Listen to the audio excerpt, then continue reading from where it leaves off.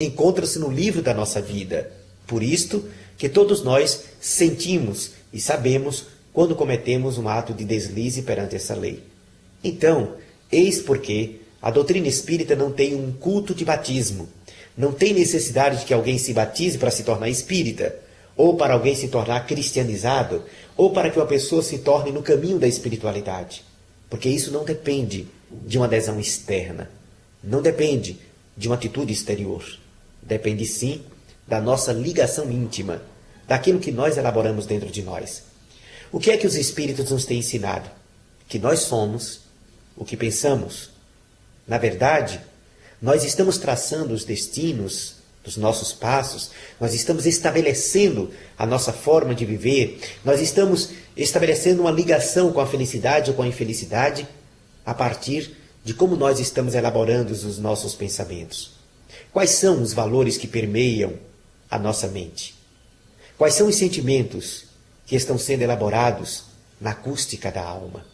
O que é que o nosso coração está estabelecendo como forma de convivermos com as pessoas?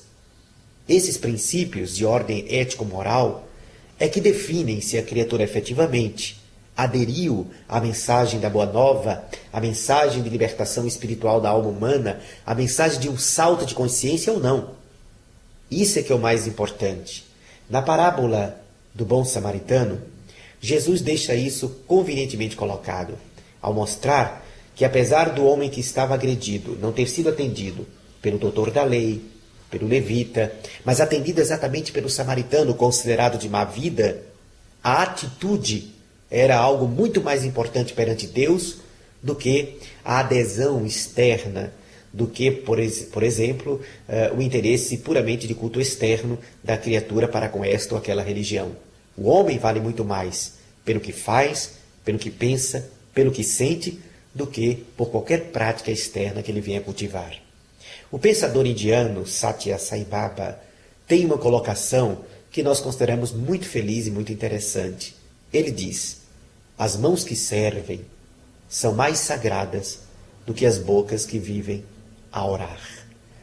Essa maneira de colocar o pensamento traz uma reflexão de que, novamente, é muito mais interessante como nós procedemos na vida do que qualquer expressão de natureza externa ou até mesmo de qualquer atitude passiva, onde não há a integridade da alma, onde não há o dinamismo do espírito agindo no mundo que lhe cerca.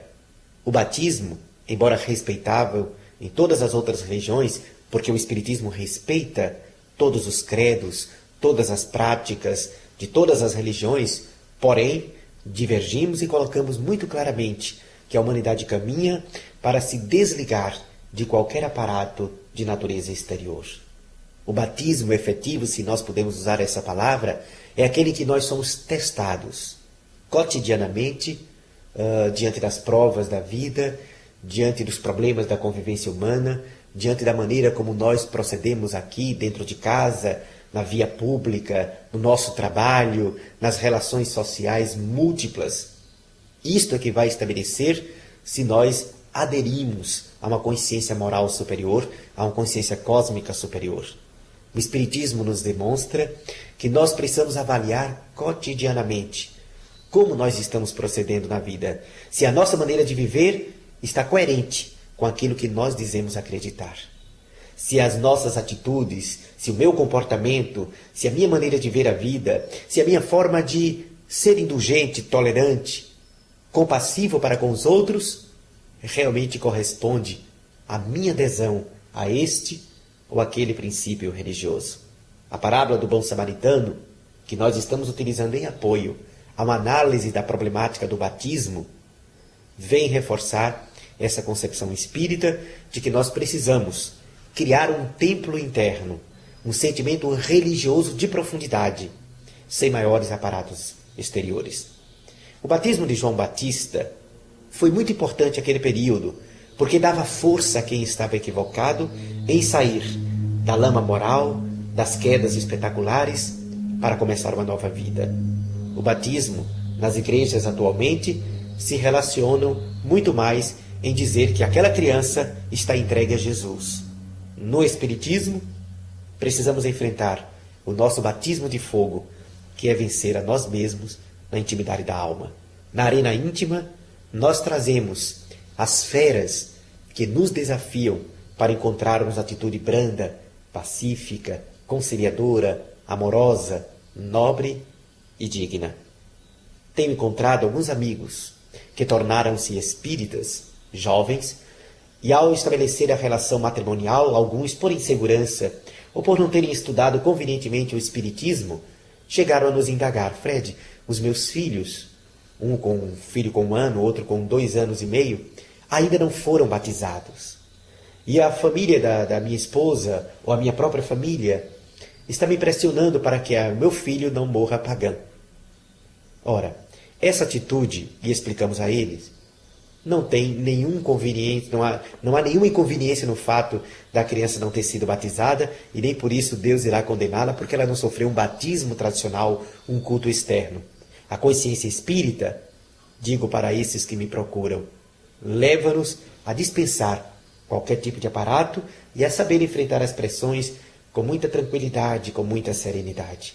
As nossas crianças, elas caminharão para a luz a partir dos valores morais que nós vamos levar até elas.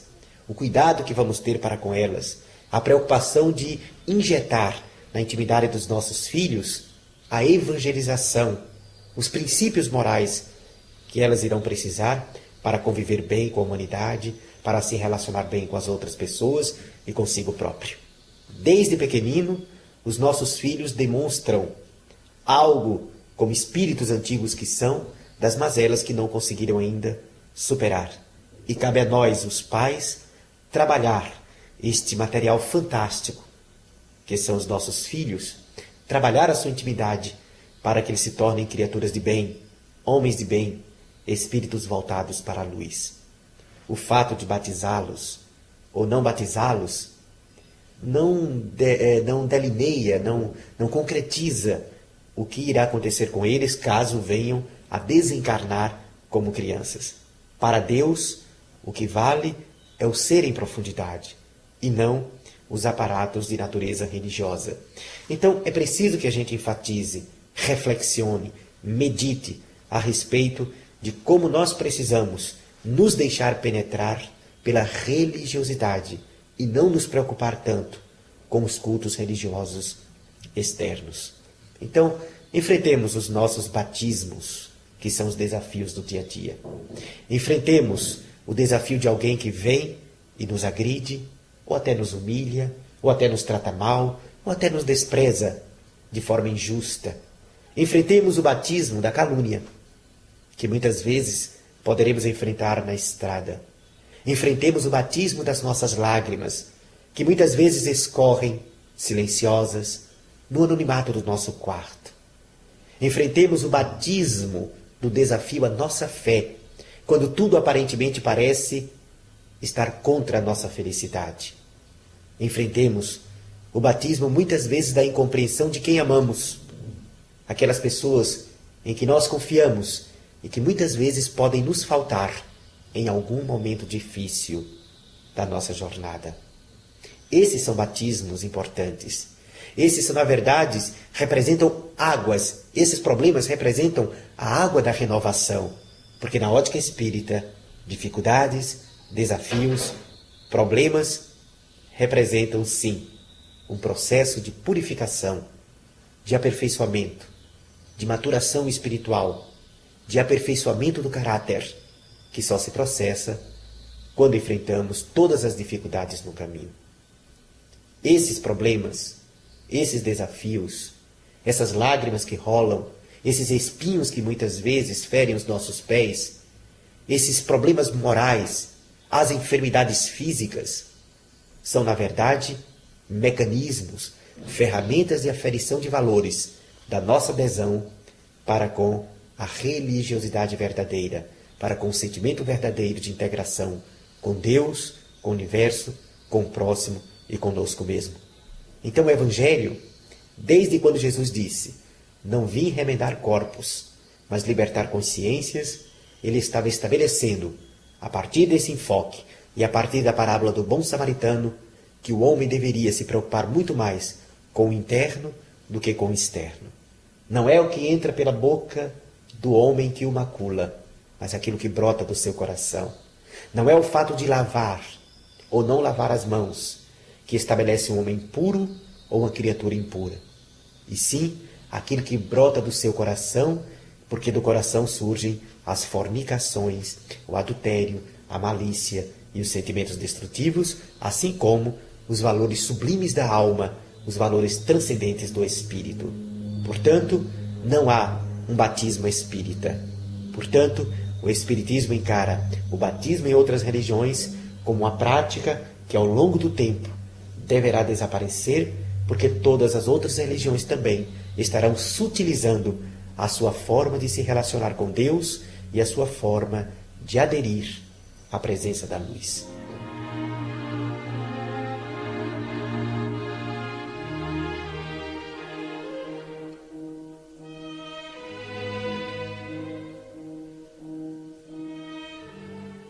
Um dos momentos marcantes da história da religião humana é exatamente aquele que fez brotar o movimento da reforma luterana.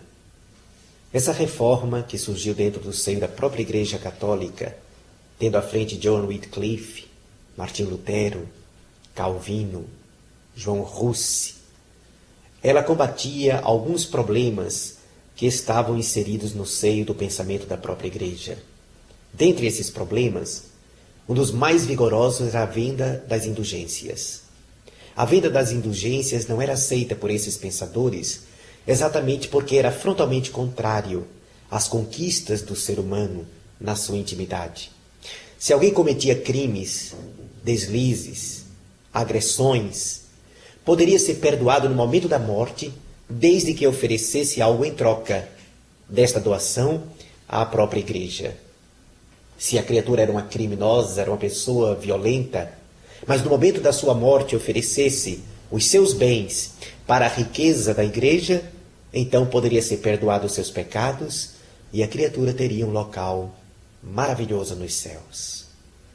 Essa reforma luterana trouxe a divisão na própria Igreja e fez surgir o movimento protestante, que vinha de encontro àquilo que estava estabelecido pela teologia oficial. A doutrina espírita está de acordo com a ideia de que não podemos comercializar com as leis soberanas da vida. Não podemos estabelecer que basta uma doação de ordem material e os meus problemas de ordem moral estarão solucionados perante Deus. Na verdade, o Espírito vem demonstrar que ao longo de suas encarnações, ele deverá efetuar a sua transformação, modificando os seus valores e ressarcindo numa vida aquilo que ela não conseguiu realizar na existência imediatamente anterior. Ou até mesmo problemas que não foram solucionados em outras encarnações mais antigas. Relacionar-se com Deus, relacionar-se com as leis soberanas da vida, através de doações materiais, reflete ainda o primarismo da circunstância da fé do homem perante si próprio e perante a divindade. Os mesmos signos, a mesma simbologia que havia surgido nas épocas primitivas da humanidade, ainda permanecem através de interesses diferenciados, interesses políticos, sociais, que lamentavelmente nas religiões de quando em quando aparecem. Então, a venda da indulgência ou das indulgências é um dos aspectos que tem causado maior sofrimento à humanidade, porque foi neste período que a Inquisição se estabeleceu, apareceu de forma vigorosa, combatendo aqueles que tentavam restabelecer o cristianismo desde os seus primórdios, na sua base fundamental, quando Jesus se apresentou, explicitando que Deus é amor e que a criatura humana deveria amar. Portanto, não podemos fazer com que as nossas atitudes infelizes sejam sanadas através de meras atitudes exteriores. Muitas vezes, na atualidade, as criaturas têm uma vida dissoluta, moralmente repreensível, mas basta, acreditam essas criaturas, determinados gestos, como ir a este ou aquele culto, e ele se sente, ou pelo menos tenta se sentir, quite para com a soberania da lei. Isso acontece, pode acontecer no próprio meio espírita, quando alguém pode vir a acreditar